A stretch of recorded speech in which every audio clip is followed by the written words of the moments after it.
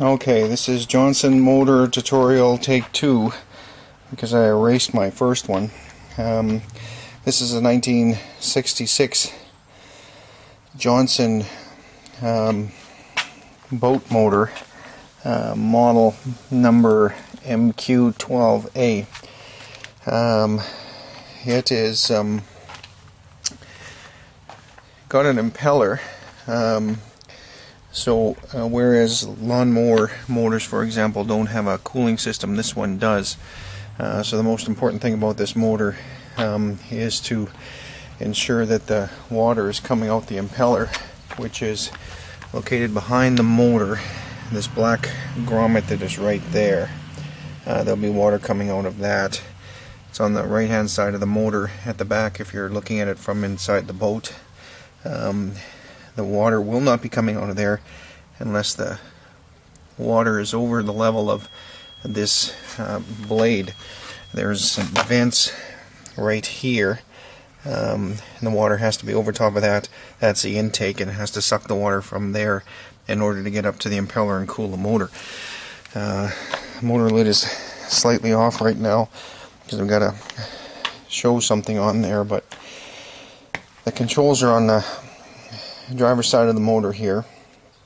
The throttle handle is mislabeled. The indicators are not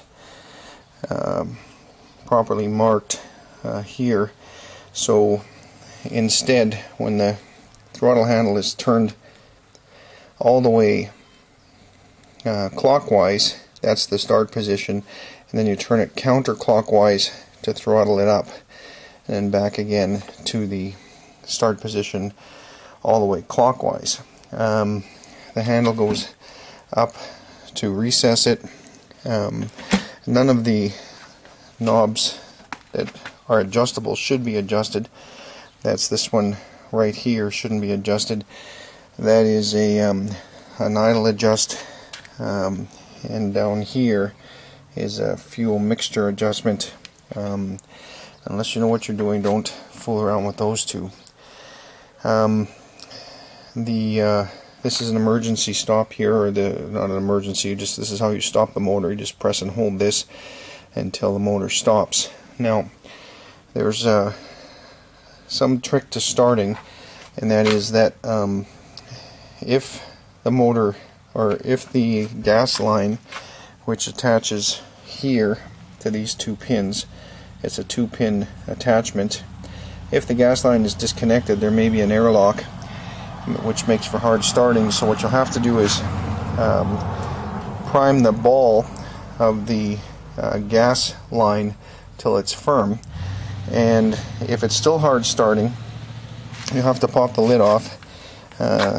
There is a lever right back here that I've already got off right here. You just pop that down and the lid pops off,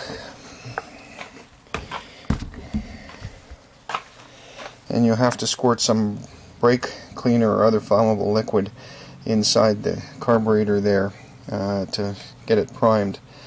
The choke is a bit sensitive here. Best to pull it out to adjust it because it's got a hair trigger. That's all the way closed now. Push it back in. It pops open by all the way open by pushing it back. If you pull it forward, then you can see it will adjust slowly into increments of fully open to partway closed.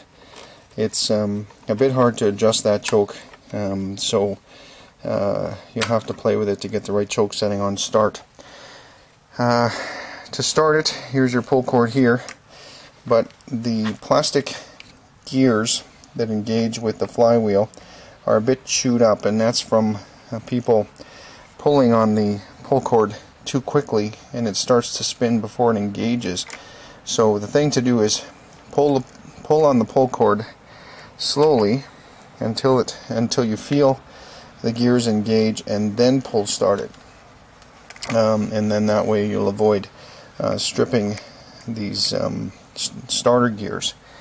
So it should start. I had it started today, July 25. I changed out the gear oil today, So it was running well in a tub of water, and the impeller was pumping. Everything seemed to be working fine. A bit hard starting, though. I had to use brake cleaner in the carburetor to get it started, but after it was started it was running fine. One of the tricky things about this motor is getting it up out of the down position. You can see it's at a 90 at the present time, and it should be locked in that position, and it is so locked. So the only way I find to get it out of the lock position is to, this lever here, I forgot to mention, is the shift lever. That's neutral. It's still, you can still see the numbers or the letters clearly marked. Neutral, reverse is up, and then forward is all the way down. So the only way I've found to be able to release that motor from the fully down position, or the prop from the fully down position, is to put the shift lever down, and then the motor will come up like that. Now there's two positions for this motor.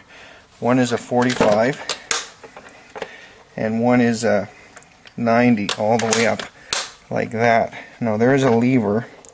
I'm holding the camera so I can't do it now, work both, but there's a lever here that still has the markings on it.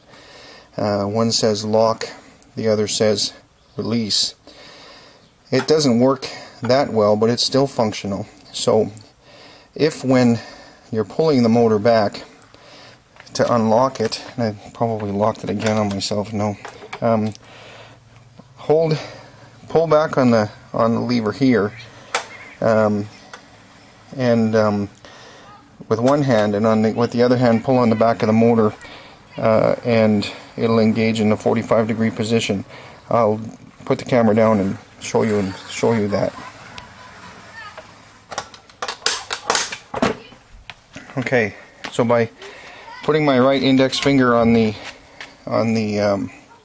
tilt lever, I was able to put the motor into a 45-degree position. This is for docking and transporting the boat. You can also dock it up at an angle of 90 degrees, like this. It's still locked.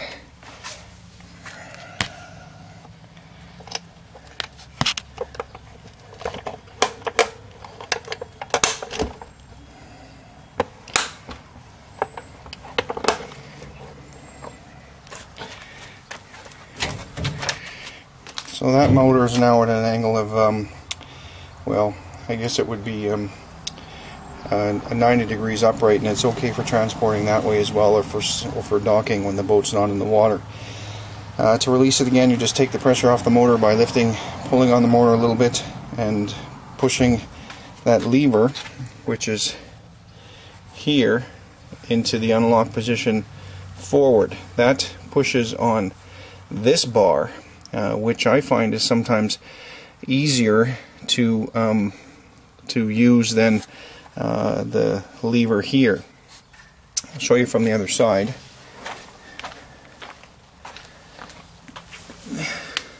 That lever engages here and here, so all you have to do is either pull or push on the lever depending on whether or not you want to unlock or lock, and once you know where these locking positions are, you can just, for example, if you're putting it down, pull on it slightly and it'll slide into place.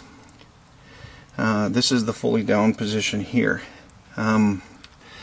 This is a shallow drive lever, and if you're intending to be trolling in shallow water, you put this down, set the motor down, and it'll run at about 30 degrees as opposed to a straight down 90.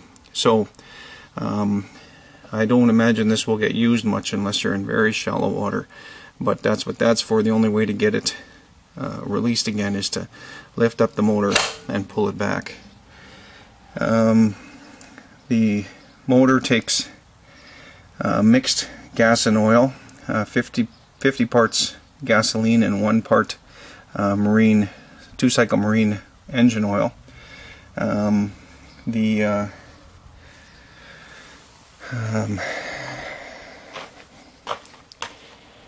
not sure there's anything else.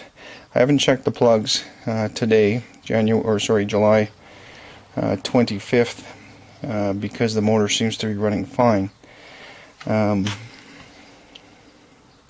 When you are attaching the gas hose to these 2 pins, the trigger goes up upwards, and you make sure it's snug all the way to the back. Once you feel the trigger snap, give the hose a little tug and make sure that it's not going to come off of here. Other than that, I think that's all you need to know for operating this motor.